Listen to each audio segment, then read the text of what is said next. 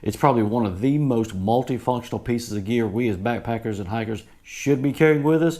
Today we're going to talk about trekking poles, 28 uses for it that doesn't involve actually walking with it. So stick around.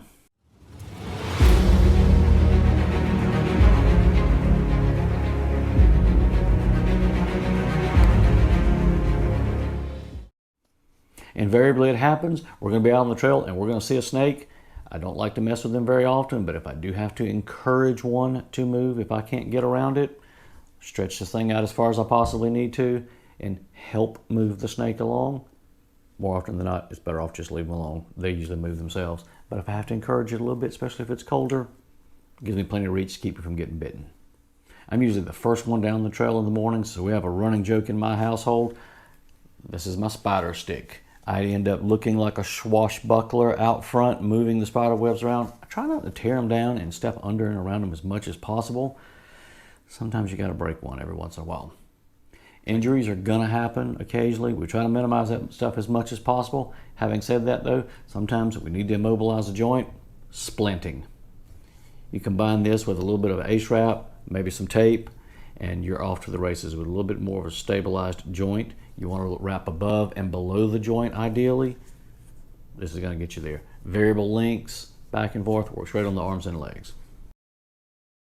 Use trekking poles or even sticks that you cut down out in the woods if you're having to build an impromptu stretcher, especially if you're building one of the rope kinds. You can use this down the sides to give you a little bit more structure, something a little more rigid that you can hold on to and carry from. My trekking poles also end up being a wonderful place for me to store tape.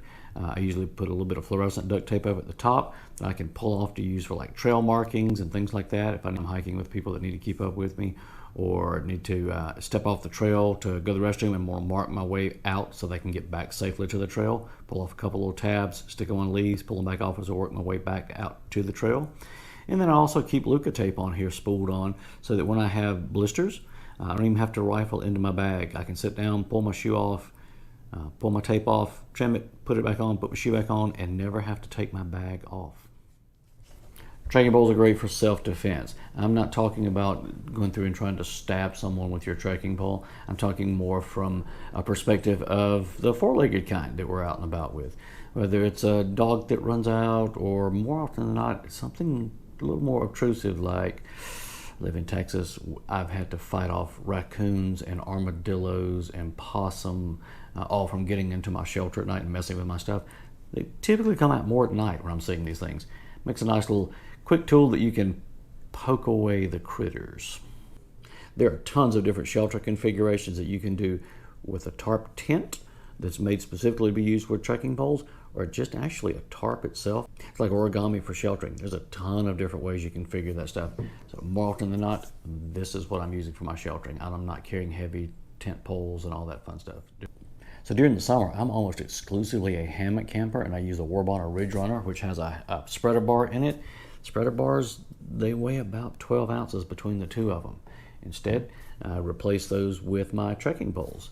So I've tapped out one of the brackets so that my trekking pole tip fits down in it. So then the other side, I tapped a little bitty hole in the top of my trekking pole. And on my hammock side, I have a little washer and nut and bolt configuration where that slips into the bracket and then it slides right into the head of my trekking pole. And then I just spread them apart to the correct length. This next one's a little bit of a slower one.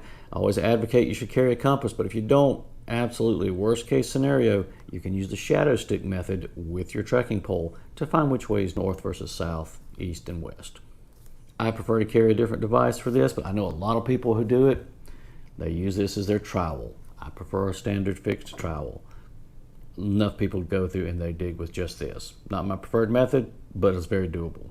I will very often take, and when I make it to camp, if I have the right configuration for trees, I'll stretch my trekking poles out, and that's my clothesline. I'm going to hang any of the damp, wet stuff, sweaty stuff that I've been walking around with all day out on there so it can get a little bit of air, a little bit of breeze, and dry things out. So it makes a good impromptu clothing line.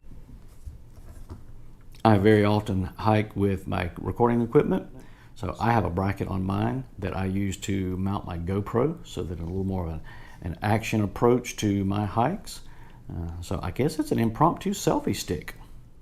Now, just like the shelter setups, if you go through and you hang a ridgeline, but you're also not really good at knots, and you just need to put a little more tension in your ridgeline, shove this underneath my ridgeline, hoist it up, create a little bit more tension in my actual ridgeline for low-lying shelters.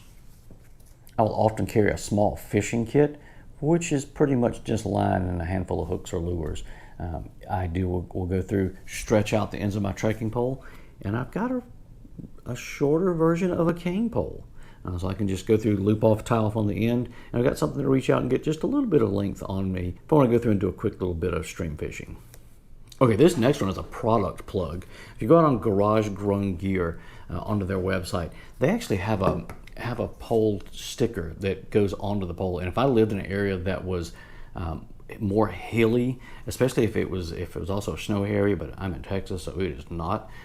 It's a sticker on there that actually makes your pole a clinometer. So you actually suspend it off of here, let it hang, and then at the angle that the trekking pole is hanging at, you line that sticker up with the actual ground terrain, and it gives you not only just the angle of ascent or descent, but also tells you the likelihood of avalanche. So if you are in a snowy area, those things are really cool, and it's just a sticker. It was brilliant. I thought it was fabulous. Speaking of snow, your trekking poles make great depth probes. So I don't use it for snow because, again, I'm in Texas and we rarely get the stuff, and if we do get it, it's usually gone by lunchtime.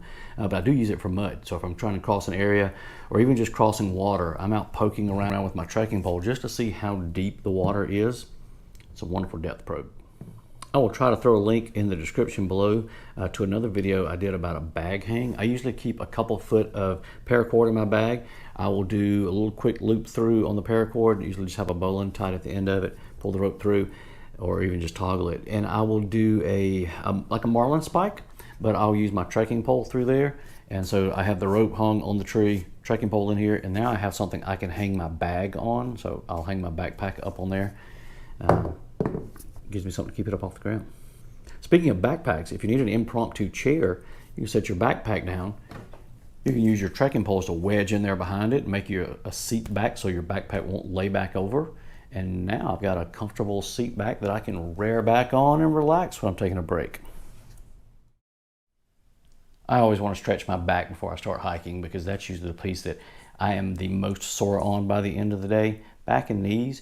So a lot of times I'll take my trekking pole, extend it just a little ways, and use that kind of hooked behind my arms as a way to stretch my back out.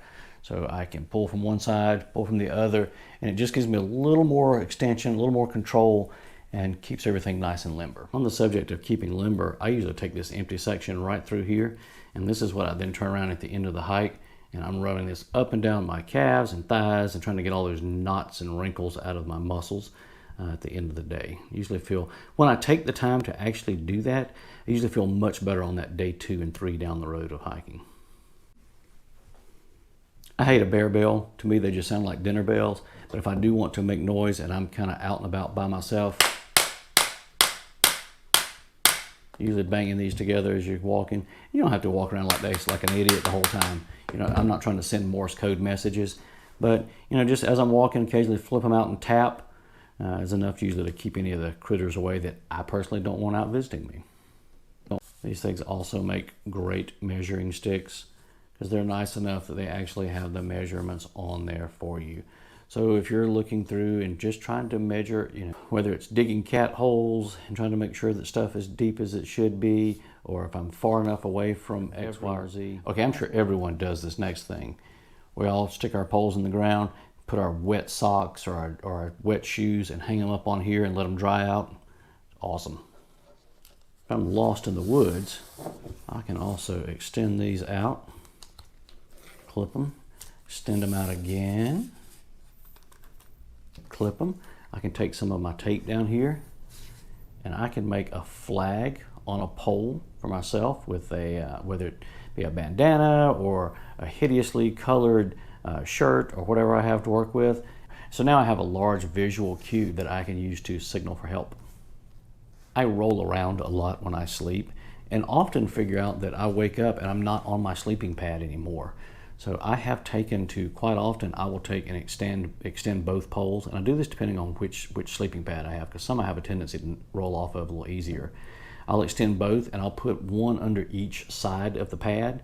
So it sort of makes little rails on the inside of it, and I find that I don't roll over those as often because I'll sort of catch myself. I'll feel them underneath the pad and I'll readjust myself so that I don't wake up off the pad. I do this more often than not when I'm on a little bit of a pitch and incline with my sheltering, because then I have a tendency to roll downhill, but that keeps me in place.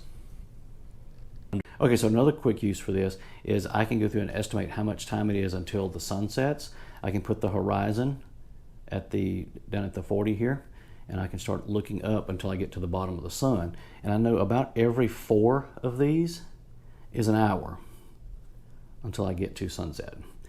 You can do it with your fingers too, but if it's anything over 4 or 5, it gets a little harder to start stacking things and counting. So you got a little more real estate on the trekking poles to do the same thing. Another one that I do not do that I thought was absolutely brilliant, you could hang your fuel bottle, and this takes a little bit of preparation. Hang your fuel bottle into your strap, and then you need a sharp straight edge to start balancing your fuel canister on, and you're looking for the point of where it's in balance. And then based on how much fuel is in there, your trekking pole, like you would have to weigh a completely empty container and then a completely full container and mark that on your pole. And then maybe a half full and a 3/4 full and a 1/4 full, and that'll give you a quick approximation as to how much fuel is actually left. Having said that, I never do that though, because I keep tape on here, so the center of gravity for my poles is changing pretty frequently. Last but not least, a fun one. All right, guys, honestly, how many of us have not sword fought a friend with a trekking pole at some point or time? It's just fun. We need a little frivolity while we're on the trail sometimes. Okay, guys, hopefully you enjoyed that and picked up a couple little nuggets. I'd carried these things for years, and sort of each time I take one out, I figure out another way I can use it. So hopefully you learned a couple that you can take with you next time you're out on the trail. If you're out there now, as always, just remember, left foot, right foot, repeat. We'll see you soon.